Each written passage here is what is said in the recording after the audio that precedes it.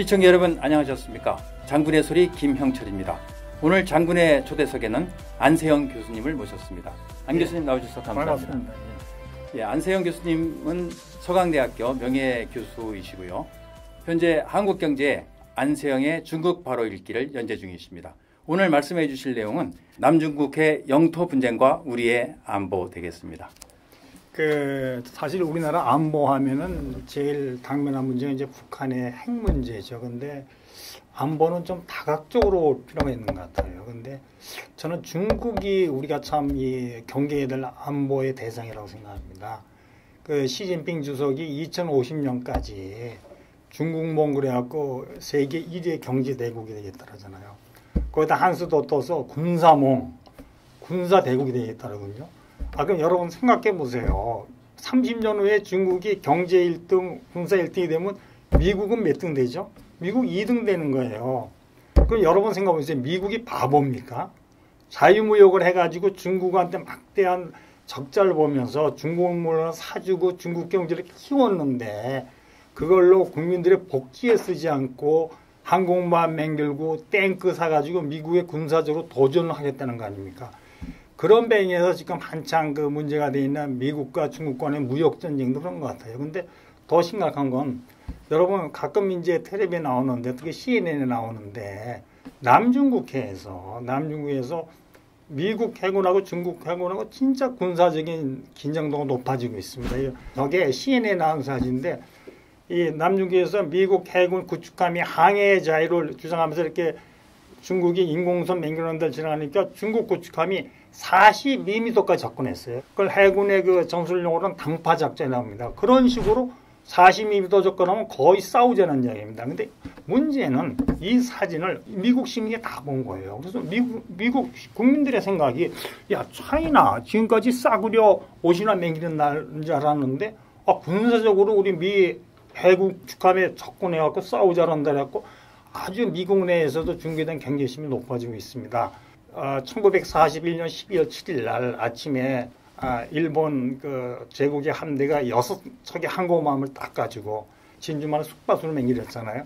그 다음에 곧 이어서 필리핀 들어갔잖아요. 메가더 장군이 거기서 그냥 탈출했고요. 그 다음에 이어서 싱가포르 들어갔거든요. 싱가포르에 그때 영국군이 몇만 명이 주둔하고 있었어요. 싱가포르에 주둔한 영국군은 바다 쪽으로 모든 방어시설을 맹렬하는 거예요. 바다에서 공격할 때 함폰이 다 호를 해놨는데 일본군이 허를 찌른 거예요. 말레이 반도로 상륙했어요. 그래서 거꾸로 내려온 거예요. 근데 또 재미있는 게 어처구니 없이 영국군이 항복한 이유가 첫째 이제 일본군이 허를 찌른 이유지만 싱가포르는 모든 물은 상수원이 말레이 반도에 있었어요. 우리가 이 상수원을 점령해버리니까 우리가 서울시로 말하면 팔당 저수지를 점령하니까 싱가포르에 물이 없잖아요. 싱가포르가 함락당하고 일본군이 쭉 하다 보니까 여러분 알다시피 버마, 인도네시아가 먹었거든요. 그때 이제 이 천황하고 이 대번영 일본 장군들이 놀리는 거야. 야 너무 쉽네. 야 1894년에 청일전쟁 때 청나라 꺾었지. 1904년 노일전쟁 때 러시아 꺾었지. 이번에 아메리카 꺾었지. 대영제국 별거 아니네. 호주 먹자. 그래갖고 이제 호주를 먹으려고 호주 옆에 지도에 보면 과달카이라는 조그만 섬이 있어요. 거기 이제 비행장을 맹길었는데 미군이 상륙한 거예요. 여태까지 일본군이 접은 적이 한 번 없어요. 그래서 그 당시에 일본 군인들한테 있는 지침은 뭐냐면 미군은 중국군보다 약하다고 전술을 지침이 나갔어요. 이거는 제가 하는 이야기 아니고 NHK의 태평양 전쟁이나 다큐에서 나오는데 이제 미군은 시인금이나 시실 쓰고 코카콜라를 마시고 여자하고 춤이나 추다가 일본군이 이렇게 쫙 들어가면은 그냥 도망간다는 그런 인식이 있었는데 과다카난에 미군이 상륙했거든요. 이치카 대자란 사람이 이치키 부대라 그러죠. 800명이 이렇게 상륙을 한 거였고 여태까지 일본군의 육군 전술은 똑같습니다. 청일전쟁이에요. 야간에 기습돌기에 총검해갖고 동력하는 건 800명이 일제 동력 야간에 기습돌기했거든요. 근데 이거는 요번 미군은 다른 거예요. 총알이 비팔듯이 날라오는 거예요.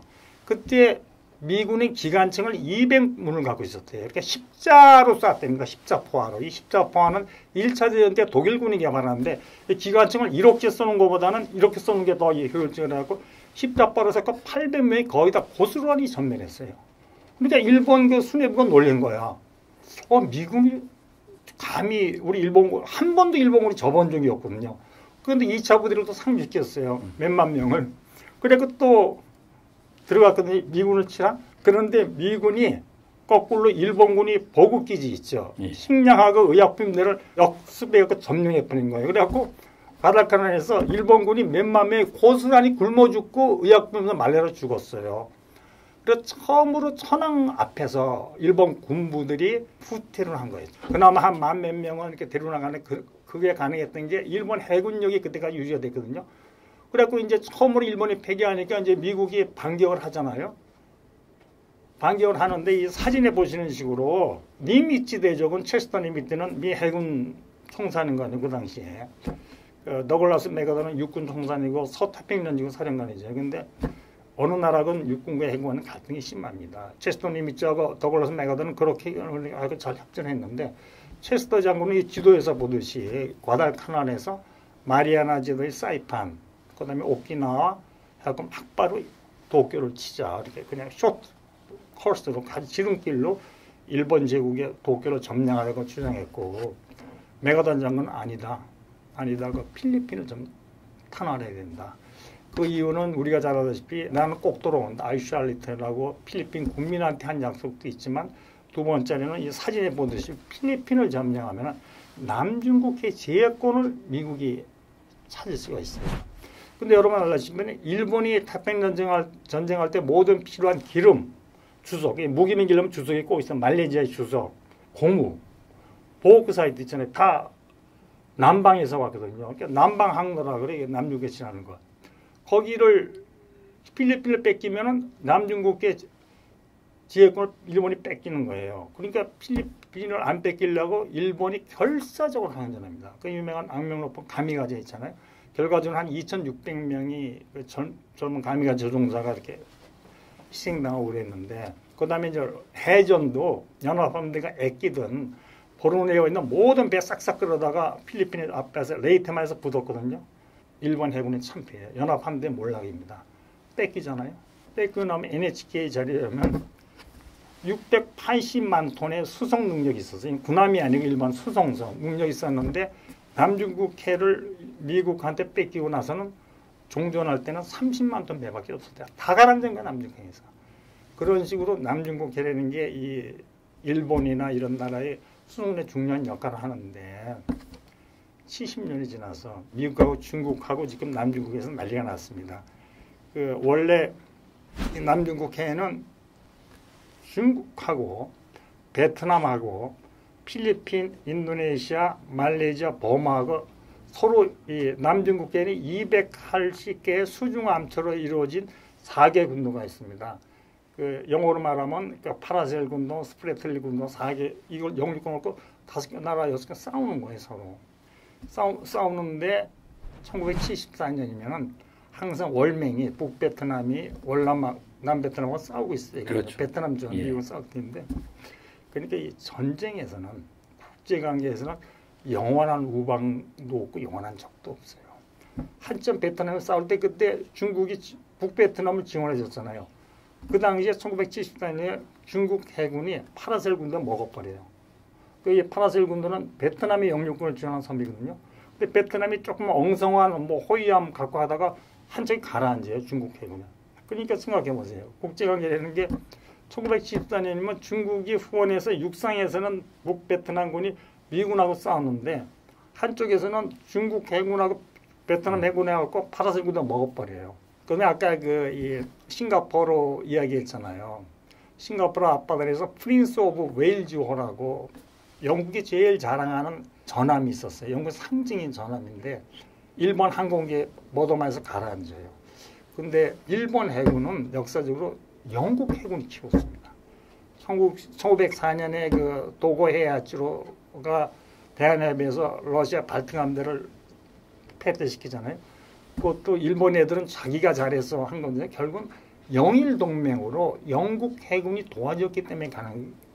무슨 말이냐면 우리 그 발틱 만지가 페테스부르크 거기서 러시아 해군이 이렇게 출발해서 원래 계획은 수에즈만을 통과하려고 그랬어요. 그럼 훨씬 짧잖아요. 그렇죠. 근데 영일 동맹 때문에 일본 편을 든 영국이 수에즈를 통과 못하게 했어요.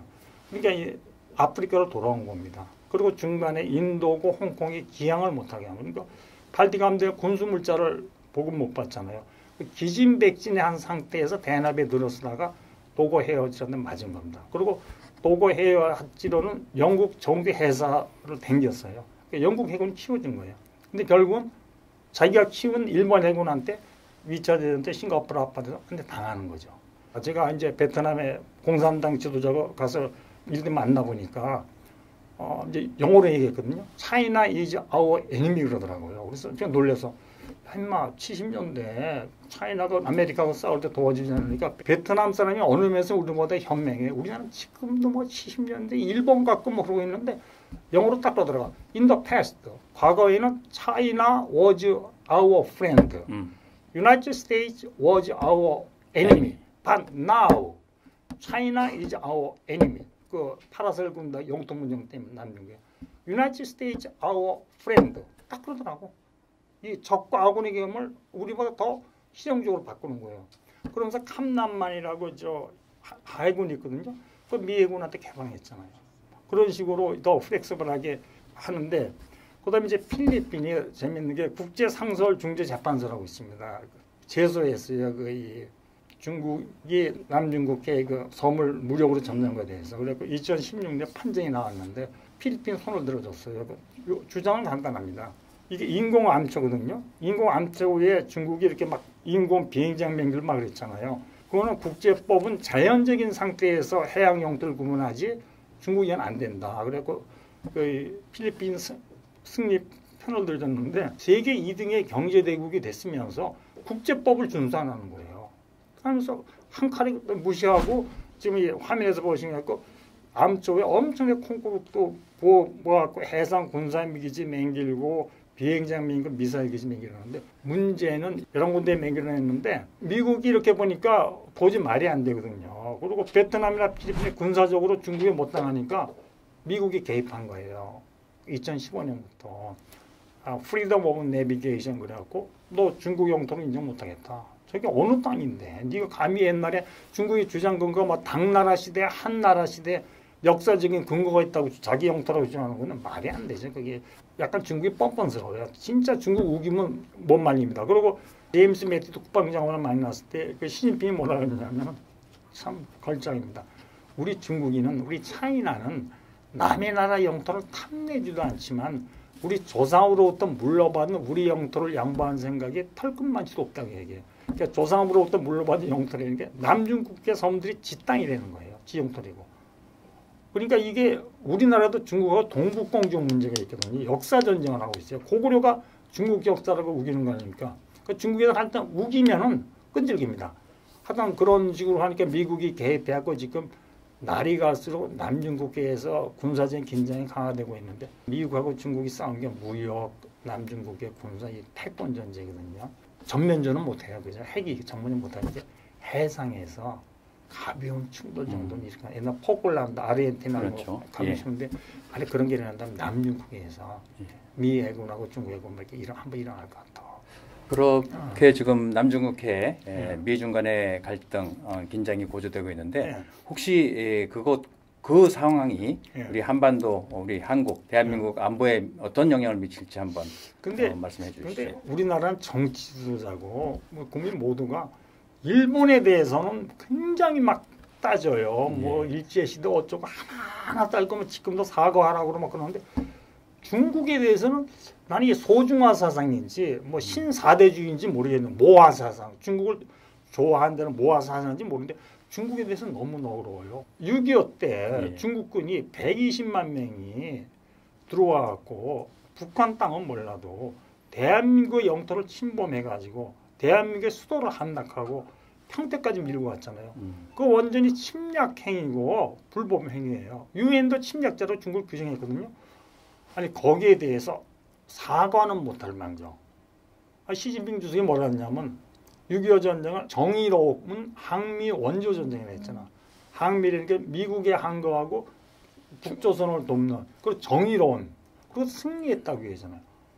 그럼 미친 이야기를 하면은 대한민국 대통령부터 정치인이고 모두가 사과하고 침략행위는 사과하라고 노력했는데 가만히 있잖아요. 중국, 일본에서 그거 날리고 중국이 몇십 년 전에 한 불법 행위에 대해서는 함부로 반발도 못하고 그게 참 잘 이해가 안 됩니다. 이런 식으로 했는데 지금 남중국해 해양 분쟁 우리나라 에너지 안보에 결정적인 영향을 미치는 뭐냐면 2019 금년 7월 3일부터 7월 5일간 3일간 중국 애들이 이 파라셀 군도에서 스프레틀리 군도 사이에 22,000평방킬로미터에 3일간 모든 선박의 항해를 금지시켰어요. 군사훈련하겠다고.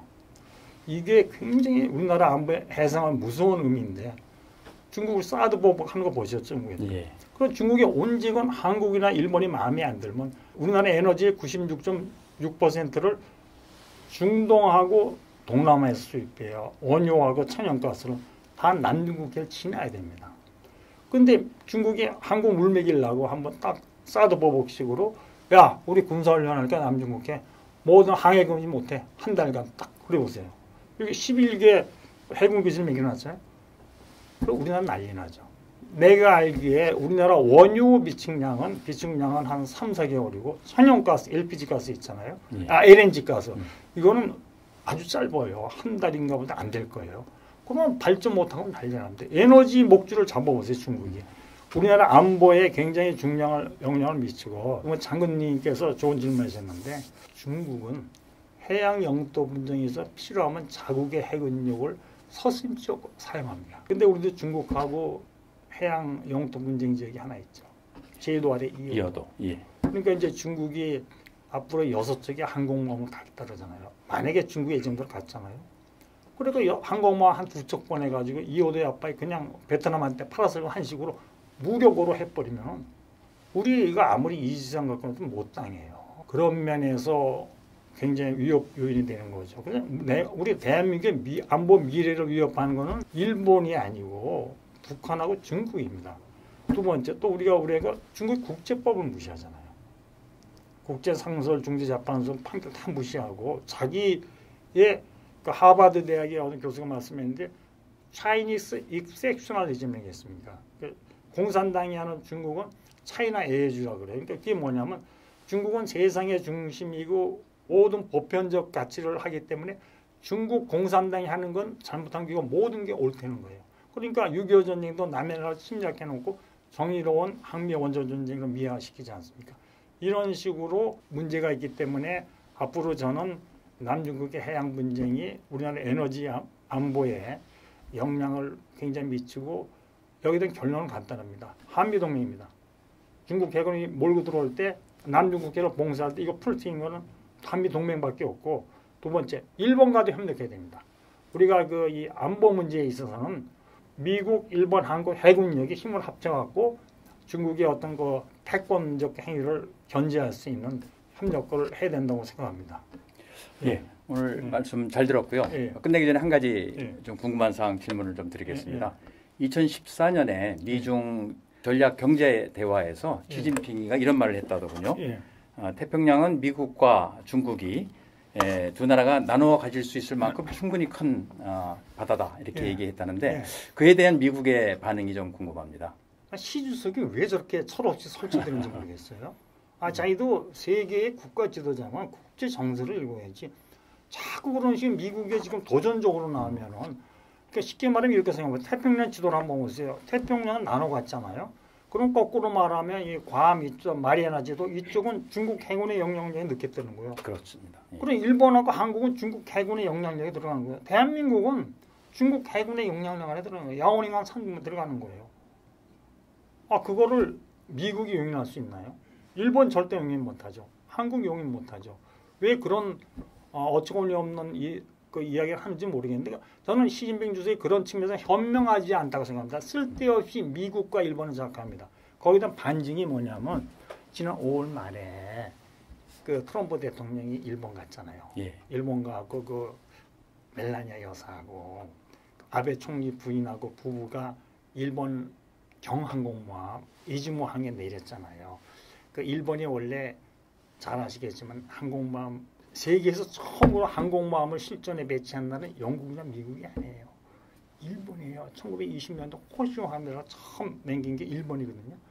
그리고 일본 애들이 이제 전쟁 범죄국이잖아요. 그러니까 공격용 무기를 못 갖게 돼 있어요. 그러니까 자유되잖아요. 근데 한 나라 가지고 있는 무기 중에서 제일 공격적인 무기가 항공모함이에요. 그러니까 일본 애들이 항공모함 못 가지니까 호위함이라 그래갖고 대형 호위함을 갖고 있으니까 유사시에 후닥닥 꽂지만 항공모함을 고칠 수 있는데 이즈모급 항공모함인데 가가호라고 거기 트럼프 대통령이 헬기 타고 내렸거든요. 이게 저는 앞으로 이 동북아 안보에 굉장히 전환점인데 일본이 항공모함을 갖는 것을 미국이 인정해 준 겁니다. 그러니까 아베 총리가 발빠르게 앞으로 4척의 이 경항모함을 갖겠다는 거 아닙니까? 그러니까 쉽게 말하면 미국이 11개 항모전단이 있어요. 근데 중국이 6개 항모전단을 민겼잖아요. 11개 항모정도로 대서양 해야지, 인도 해야지, 태평양 해야지. 중국이 6개 항모정단 갖고 태평양 나눠갖자고 덤비잖아요. 미국 혼자 벅찬 거예요. 그러니까 일본을 재무장시키는 거예요. 항모전단 가지라고. 근데 장군님, 야오닝 하면 6만 7천 톤이고 이즈모급은 3만 톤 조금 넘고 야오닝 하면 몇십 대의 J-15라고 메이드 인 차이나 그 함재기 실잖아요. 예. 그 이즈모 일본 항공모함은 딱 19쪽밖에 F-35B밖에 못 실어요. 공군이니까 아시지만 둘이 붙잖아요. 예. 누가 이길까요? 그건 장군님께서 시청자들이 하지만 예. 한 가지 확실한 거는 숫자나 양적으로는 중국이 우수하지만 양호하지만 실제 붙어보면 누가 이길지 우열을 가린다 이야기 못합니다. 현대전은 양이 아니라 질이거든요. 그게 벌써 이 태평양을 나눠갖자고 미국을 자꾸 이렇게 자극하니까 미국의 태평양 정책에서 일본을 재무장시키잖아요. 이게 자꾸 이렇게 지금 아주 동북아 안보가 경제 무역뿐만이 아니고 안보에서도 아주 급변하고 있다고 저는 생각합니다. 그렇군요. 교수님 말씀 들어보니까 1894년 청일 전쟁의 전운이 앞으로 조만간 또 한 번 찾아올 것 같은 생각이 드는데 그때 우리 대한민국이 정말 우리 안보를 잘 지킬 수 있는 그런 튼튼한 국가가 되어야 되겠다고 생각하고요. 예, 말씀하십시오. 제가 알기에 대한민국 국군이 육해공군, 특히 해병대 결코 쉽게 과거처럼 뭐 중국이나 어디 눌린 나라가 아니라고 저는 생각합니다. 예. 참고로 우리 안세영 교수님께서는 해병대 장교로 아주 큰 자긍심을 갖고 계십니다. 오늘 안 교수님 말씀을 들어보니까 결국 남중국해에 있어서 이런 안보 위기는 한미 동맹이 답이고 한미일 안보 협력을 바탕으로 이 위기를 극복해야 될 것 같습니다. 그런 관점에서 지금 벌어지고 있는 이 반일 운동은 조속히 마무리를 하고 다시 본래의 안보 협력 국가로 되돌아가는 것이 정답이 아닌가 생각됩니다. 교수님 앞으로도 나오셔서 재미있는 이 군사 얘기, 경제 얘기 좋은 기회 주셔서 감사합니다. 예, 안세영의 중국 바로 읽기를 가급적 자주 나와주셔서 재미있게 좀 시청자분들께 알려주시기 바랍니다. 아이고, 감사합니다. 예, 고맙습니다. 네.